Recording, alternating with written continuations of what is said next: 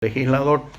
Para eso están los jueces, ¿verdad? Que tienen que interpretar el texto, no la voluntad, porque la voluntad entre la voluntad y el texto pueden existir diferencias. A veces pueden coincidir, ¿verdad? La voluntad del legislador y el texto, pero a veces u otras veces lo que quiso el legislador a lo mejor no se plasmó como se tenía que plasmar. Su idea no se plasmó de una determinada forma de que él quería o que ellos, en este caso, porque el poder legislativo es un colegiado, ¿verdad? Entonces, según la escuela objetiva, no, no está en contra, obviamente, de la subjetiva, que dice que hay que ceñirse netamente por lo que fue la voluntad del legislador. La escuela objetiva, que creo yo es más coherente, ¿verdad? Dice que la interpretación se tiene que hacer sobre las normas ya establecidas y no sobre la voluntad del legislador, porque esa voluntad fue plasmada en un escrito, ¿verdad? Una norma escrita. Y si esa norma no fue escrita de la forma en que él quiso, ya el juez no tiene la culpa de eso, ¿verdad? El juez tiene que aplicar la norma ya aprobada. Bueno, eh, también tenemos la denominada escuela de la teoría absolutista, ¿verdad? Esta escuela reconoce únicamente el alcance literal o significado real de las palabras empleadas, ¿verdad? Parecido a la escuela objetivista, ¿verdad? Según esta escuela, lo que importa es la gramática, las palabras gramaticales, lo que está escrito, el significado de las palabras empleadas. Eso es lo que le interesa a esta escuela. O sea, es lo que ella considera como interpretación, cómo debe interpretarse una norma. Y establece que tiene que ser netamente en forma literal, como está escrito, independientemente también de la voluntad del legislador, parecida a la escuela objetivista o objetiva. Bueno, existen varios tipos de interpretación, ¿verdad? Y las teorías son múltiples, variadas, ¿verdad? Varios tipos de interpretación que vamos a ver, ¿verdad? En este caso, en esta parte del programa, vamos a hacer un resumen de lo que la doctrina establece en cuanto a los tipos de interpretación, las formas de interpretación o métodos de interpretación cuando existe un problema jurídico de interpretación, ¿verdad? Y los vamos a dividir en dos partes, ¿verdad? Uno, según el sujeto que lo interpreta, o sea, según la persona que lo interpreta, persona u órgano, claro, ¿verdad? Y otro según el resultado de esa interpretación. El primero, según el según el sujeto que lo interpreta, tenemos la interpretación auténtica, judicial, doctrinaria y popular, ¿verdad? Viendo quién es el que interpreta la norma, ¿verdad? Los tipos de interpretación, entonces, en este caso, según el sujeto, tenemos en primer lugar la interpretación auténtica. ¿Qué es la interpretación auténtica? Es es la realizada por el propio autor de las normas.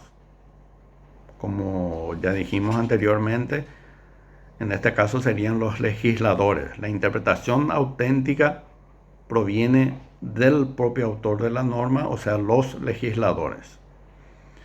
Cuando hablamos de leyes, cuando hablamos de constitución, son los constituyentes, los convencionales constituyentes, y cuando hablamos de, por ejemplo, ordenanzas municipales, sus autores en este caso van a ser los concejales municipales. Si vamos a interpretar la interpretación auténtica de un decreto del Poder Ejecutivo, por ejemplo, entonces su autor es el presidente de la República.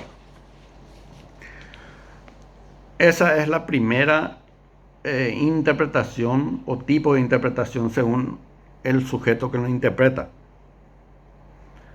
En segundo lugar, tenemos la interpretación usual, la denominada interpretación usual, que es la que aplica la ley, ¿verdad? O que va a aplicar directamente la ley.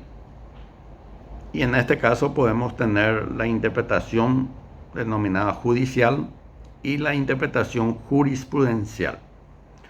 La interpretación judicial sería la que hacen los jueces, ¿verdad? Sobre la norma específica. Y la jurisprudencial generalmente se da por órganos colegiados, como lo son el Tribunal de Apelación y la Corte Suprema de Justicia.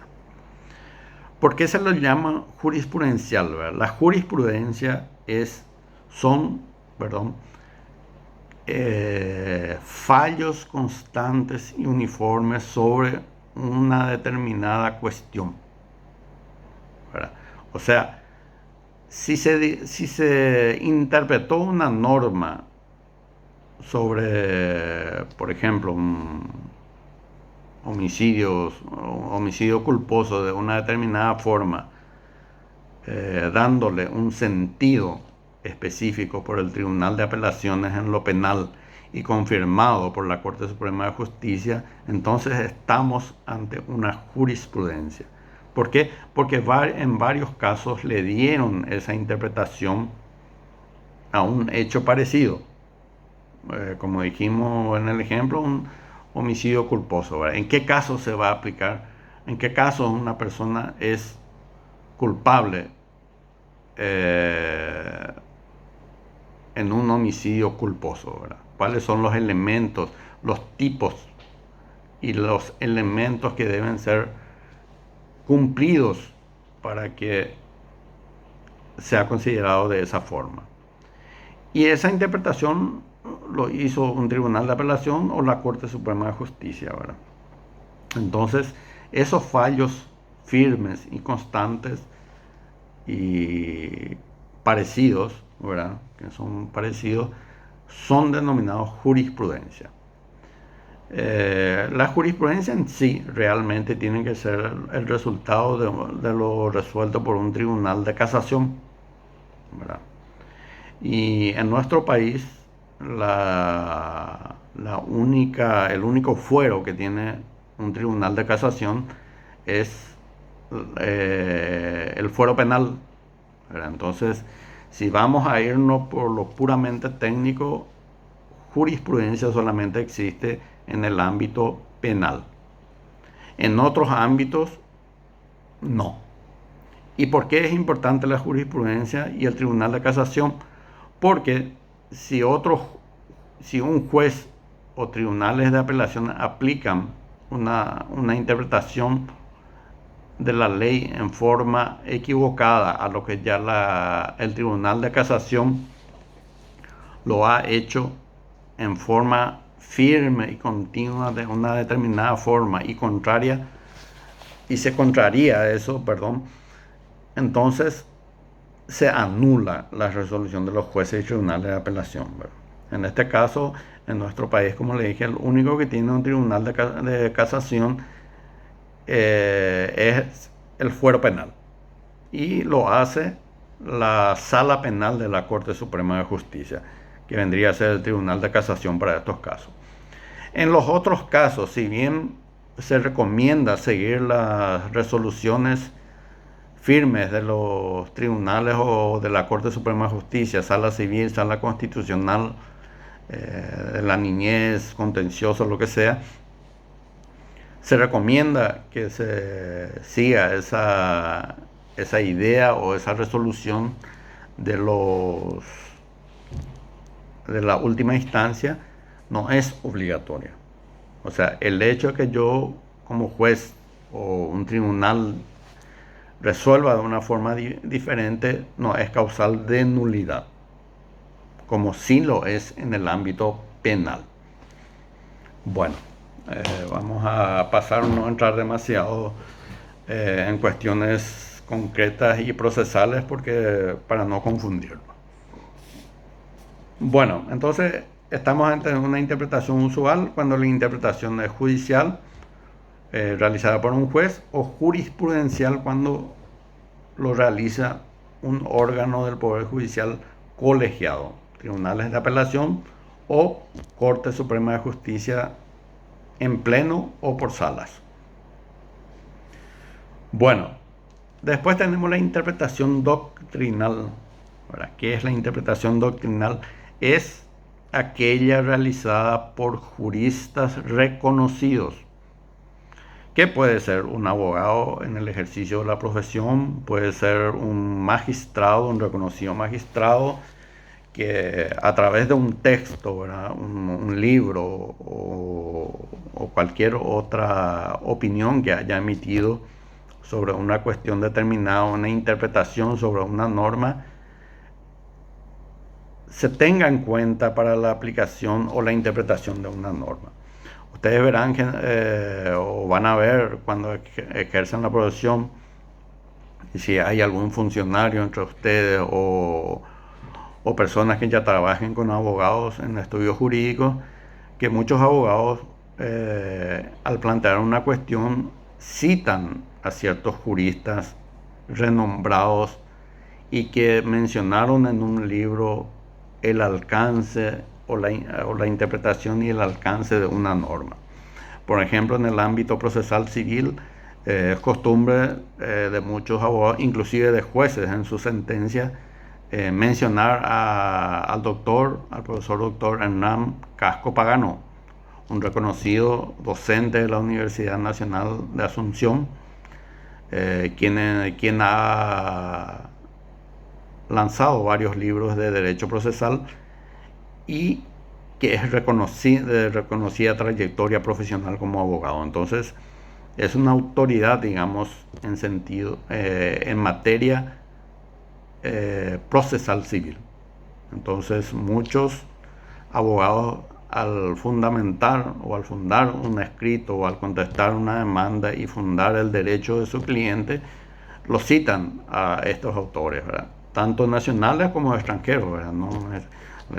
Por ejemplo, Lino Palacio o Alvarado Belloso, y es una forma de intentar convencer al juez que su interpretación sobre una norma es la correcta, amparado por lo que dicen otros juristas y que son de reconocida trayectoria en el país, los doctrinarios, ¿verdad?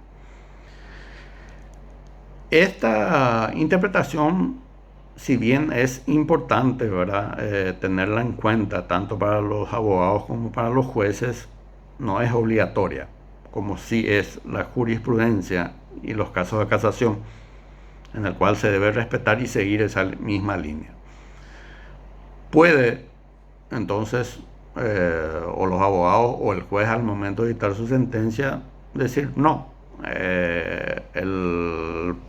el autor del libro no es correcto lo que él dice, porque nuestra ley, según lo que yo interpreto, tiene tal sentido.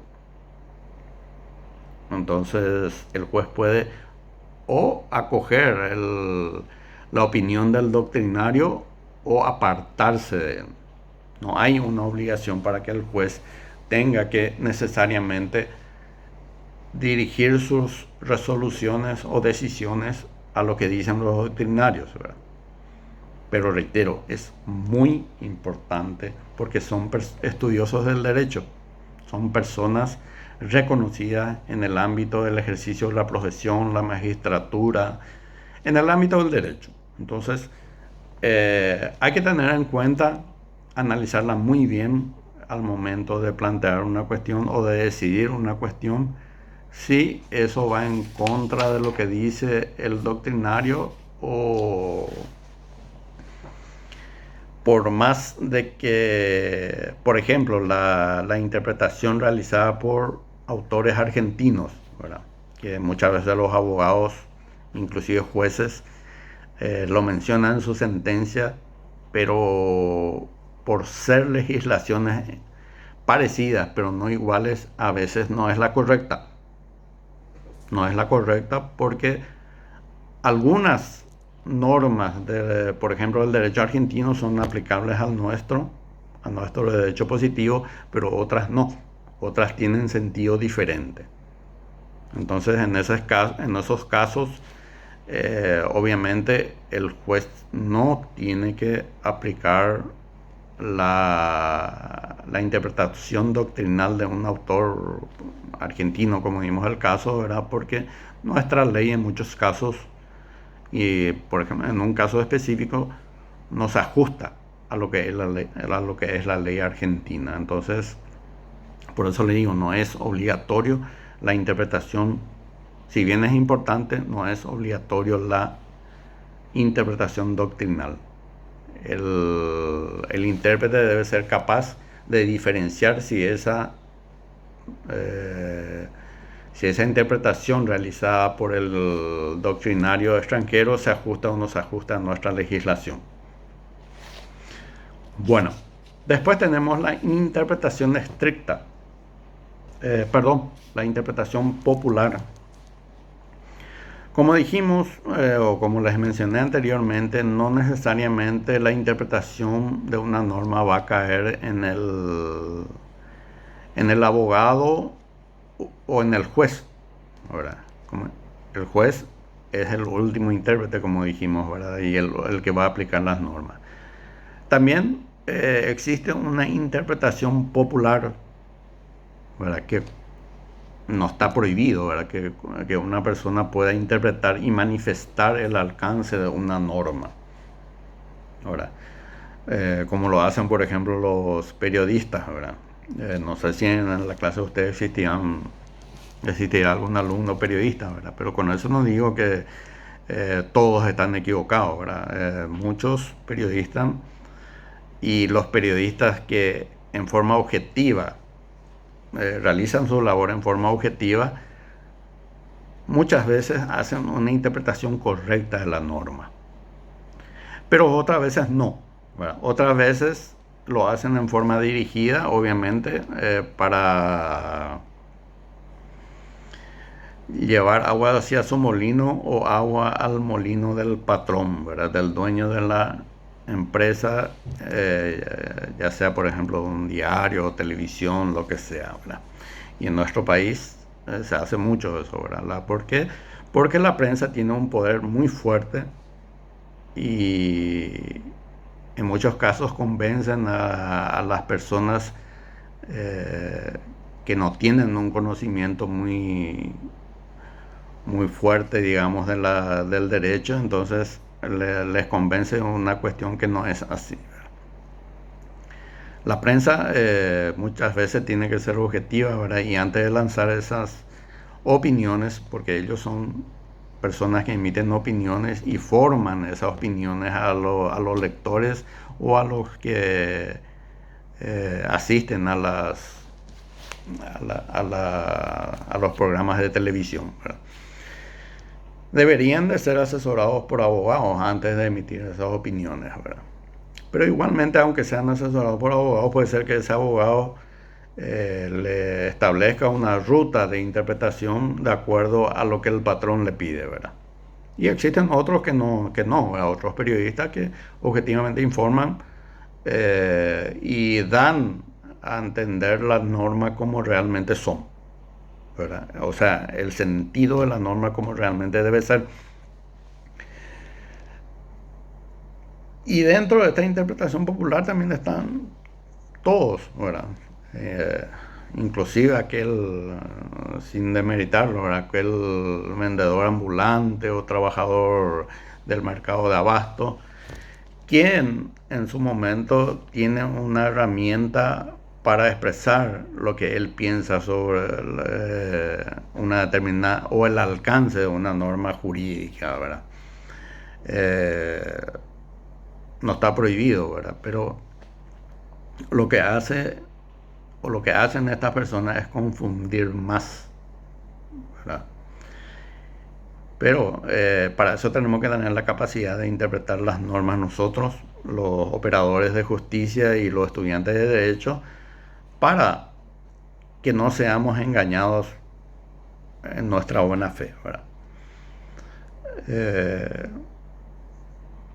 por ejemplo, ¿verdad? Yo no soy político, ¿verdad? Pero hay un senador de la zona, ¿verdad? En donde el pueblo, ¿verdad? Con razón o sin razón, ¿verdad? Le tiene cierta animadversión y ellos interpretan de que este senador tiene que estar en la cárcel, ¿verdad? Cuando el hecho punible que se le atribuye es apenas un delito. Entonces, él mismo, toda vez que cumpla determinadas condiciones, tiene derecho a continuar el proceso estando en libertad, ¿verdad? Cumpliendo ciertas reglas, ¿verdad?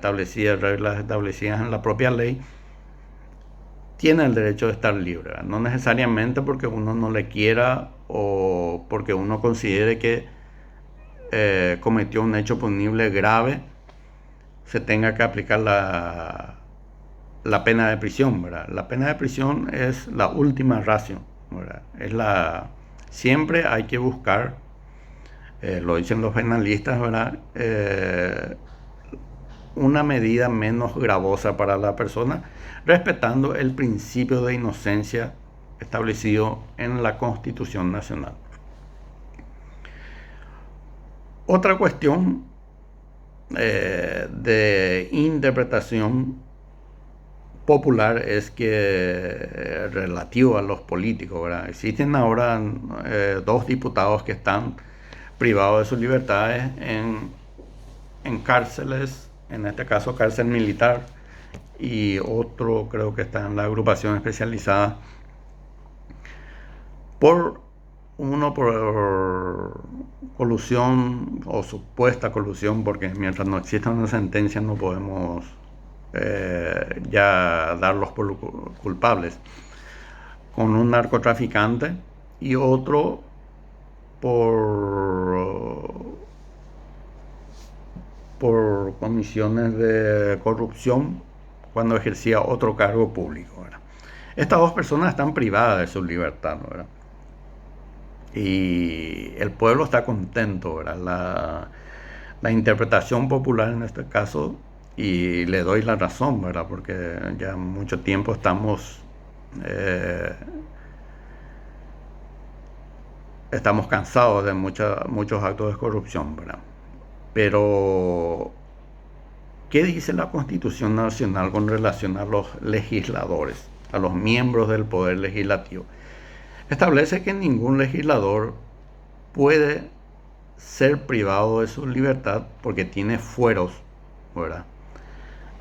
Puede ser privado de su libertad salvo caso de flagrancia, que se le haya tomado en flagrancia, o sea, en el momento de cometer el hecho punible. Y en ese caso, en caso de flagrancia, el mismo debe ser dirigido a su domicilio, debe guardar una reclusión domiciliaria. Le aclaro que yo no tengo ningún interés ni de defenderla a ninguno de los dos, ¿verdad? No tengo no tengo ninguna relación ni cercana ni lejana con ellos, ¿verdad? Pero ¿qué dice la norma, ¿verdad? La norma es la que tenemos que interpretar y aplicar. La norma dice que el legislador que tiene fueros, ¿verdad? Tiene fueros con relación a sus expresiones, no puede ser procesado por lo manifestado, ¿verdad? En carácter de legislador, tiene inmunidad de proceso, ¿verdad? No puede ser procesado salvo que se le retire ese fuero que tiene, y que en estos casos se hizo, ¿verdad? Se cumplió, eso se le retiró, entonces puede ser procesado. Y la última inmunidad es la inmunidad de arresto o de prisión. No puede ir preso hasta tanto exista una sentencia firme. En el caso de estos legisladores, están presos en una prisión, digamos, en forma irregular. En los dos casos no existió la flagrancia, no fueron detenidos al momento de ser cometido el hecho, no fueron agarrados al momento de cometer el hecho punible que se le atribuye. Entonces no hay flagrancia y no pueden ser detenidos. En caso de que haya sido en flagrancia, se la haya detenido o se lo haya atrapado en la comisión de un hecho punible en el mismo acto, entonces tampoco puede ser detenido. O sea, tampoco puede ser derivado a una cárcel común, sino debe ser derivado a su domicilio. Eso es lo que dice la Constitución Nacional. Y no podemos obviar eso, ¿verdad?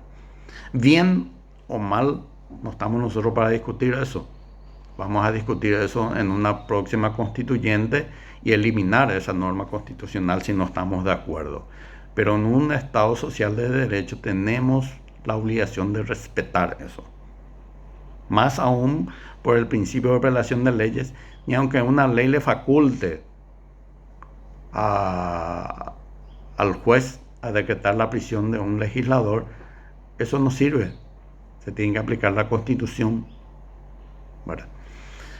Bueno, ¿por qué traigo a colación eso? Porque el periodismo, sus contrarios políticos seguramente, y la ciudadanía casi en general están contentos por por la prisión de estas personas, pero jurídicamente no corresponde. Tienen eventualmente que estar libres. Lastimosamente es así, ¿verdad? Nuestra Constitución establece esa situación. Bueno, eso después vamos a ir viendo así casos en el cual vamos a ir interpretando correctamente cómo en cada caso se debe aplicar las normas y cómo debe actuar un abogado y cómo debe actuar un juez en casos concretos, ¿verdad? Bueno, eso lo que le había mencionado son tipos de interpretación según el sujeto que lo interpreta. Ahora vamos a ver la interpretación, los tipos de interpretación según el resultado de esa interpretación. Y tenemos la interpretación declarativa, que también muy parecida, ¿verdad?, a la exegética. O sea, según esta interpretación declarativa se identifica plenamente con el pensamiento del legislador. Establece que lo que está plasmado en el texto legal, lo que hizo el legislador, lo que pensó, lo que interpretó el legislador para la redacción de esa norma. Según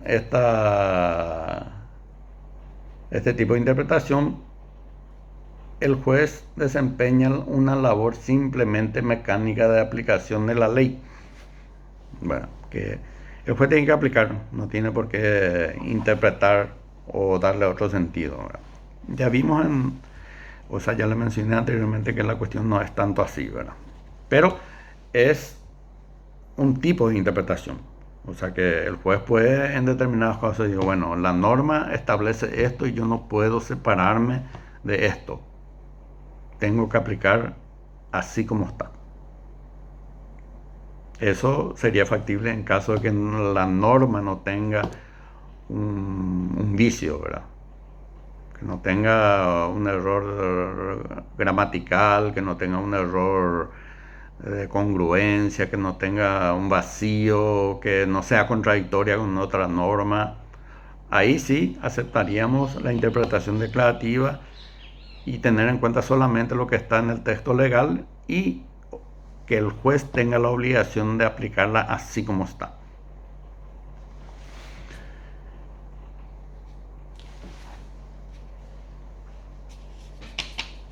La interpretación estricta también es parecida, ¿verdad?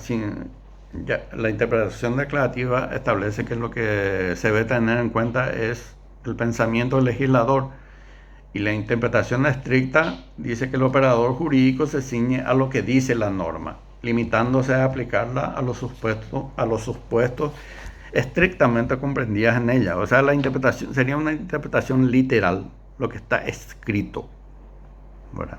Sin entrar a tallar o a estudiar lo que el legislador quiso o no quiso. Es aplicarla así, en forma taxativa, como está escrita. La diferencia entre la interpretación declarativa y estricta es que la declarativa lo que tiende y recomienda es lo que dice, lo que pensó el legislador. Y la estricta es lo que está escrito en la norma, independientemente de lo que pensó el legislador. Pero también, así como la declarativa, exige que el juez se ciña solamente a lo que está escrito, ¿verdad? No le da esa posibilidad de que él pueda interpretar la norma en uno u otro sentido, ¿verdad? Bueno, después tenemos, siguiendo con las reglas o tipos de interpretación según el resultado, la interpretación restrictiva. ¿Qué significa eso? Reduce el campo de aplicación de la norma. O sea, la norma da un campo de aplicación hasta donde se puede, pero esta interpretación lo restringe, reduce el campo de aplicación. O sea, una norma da una aplicación prácticamente general sobre una... Esto vamos a dar, no se preocupe que les voy a enviar ejemplos de normas que tienen estos vicios o que se debe necesariamente utilizar una interpretación restrictiva en determinados casos, ¿verdad? Que la aplicación así como está en la ley es perjudicial al derecho. Entonces hay que aplicar una interpretación restrictiva, reducir el campo de aplicación de esa norma específica. Después tenemos la interpretación extensiva, que es lo contrario a la restrictiva. La extensiva extiende el alcance de una norma mediante el desarrollo de la razón en el campo de la aplicación.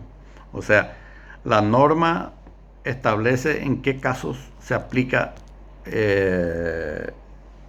va a ser aplicable, pero tenemos que realizar una interpretación en la cual necesariamente se debe extender a otras esa norma. La norma dice A y B pueden exigir tal cosa, pero en ciertos casos necesariamente A y B, C también tiene que ser beneficiado por esa norma. Parece un absurdo, pero cuando veamos los casos específicos, ¿verdad? Cuando les pase, y les voy a pasar en esta semana ya, los casos específicos, las normas específicas en el cual se tiene que restringir la aplicación de esa norma, o en todo caso ampliarla, extenderla, hacerla extensiva a otras situaciones jurídicas, porque de lo contrario esa otra situación, otra persona o campo de aplicación se van a encontrar sin normas que las protejan. Pero, como le digo, ahora estamos dando así en forma general, teórica, estos tipos de interpretación, y posteriormente, ya en esta semana les voy a enviar así casos concretos en el grupo para que ustedes puedan ver en qué casos se utiliza tal interpretación, por ejemplo la restrictiva o la extensiva, y por qué se tiene que realizar ese trabajo de interpretación y aplicación contrario a lo que está en la norma, ¿verdad? No diría contrario, sino que no prevista en la norma. Bueno, y por último tenemos la interpretación progresiva, ¿verdad? Esta interpretación de la ley, este tipo de interpretación se realiza según la época en que se va a aplicar esa norma, ¿verdad? Como ustedes sabrán, al transcurso del tiempo las realidades cambian y, y dichos cambios, las realidades de la vida cambian y dichos cambios necesariamente implican una adecuación de la ley a tales circunstancias, digamos, ¿verdad? Por ejemplo, una norma que estaba vigente en época de la dictadura, ¿verdad? Aunque ustedes seguramente ninguno pasaron por en esa época, y que siga vigente, porque hay varias normas de aquella época que siguen vigentes, ¿verdad? ¿Y qué interpretación le dábamos antes y qué interpretación le damos ahora, ¿verdad? Entonces, a eso se le llama interpretación progresiva. Yo tengo que ajustar, ¿verdad? O adecuar esa interpretación de esa norma o adecuar esa norma a los nuevos tiempos, ¿verdad? Nuevos tiempos en el sentido del tiempo transcurrido, ¿verdad? Una norma, hay muchas normas que se crean momentáneas por la cuestión eh, surgida en ese momento, ¿verdad? Entonces, si no existe una ley que lo revocó o lo modificó, entonces, ¿qué actitud debo tomar yo para la aplicación de esa norma, ¿verdad? Porque a veces ya no se ajusta aquella norma vigente aún, pero por el transcurso del tiempo ya no tiene una aplicación como lo tenía en la oportunidad en que fue dictada. Bueno, espero que en algo, ¿verdad? Le haya ayudado en la explicación de esta parte, ¿verdad? No quiero extenderme mucho porque también es cansativo de todo, ¿verdad? Cuando se extiende demasiado. Eh, Lean el material que les envié,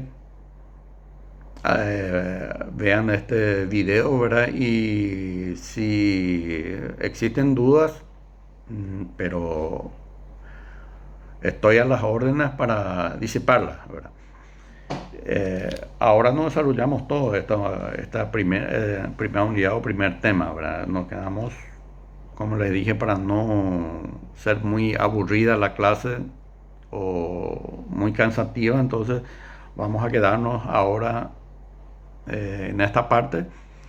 Les enviaré algunos, digamos, ejercicios o casos para que puedan ir comprendiendo mejor, leer y comprender el por qué y cómo se tiene que realizar la interpretación en los casos que ya les mencioné ahora, ¿verdad? En esta clase que estamos dando a través de este video. Y una vez concluido esa parte de los casos, vamos a ir siguiendo en el desarrollo de las unidades, ¿verdad? Y esta unidad, este tema que aún no concluimos, ¿verdad? No se apuren ustedes, porque este es aquí no es velocidad, sino es entender, ¿verdad? Entrar dentro de una comprensión de la norma o de la interpretación que debemos realizar. Y vamos despacio, ¿verdad? Porque a veces cuando corremos mucho o apuramos las clases no se entiende bien, ¿verdad?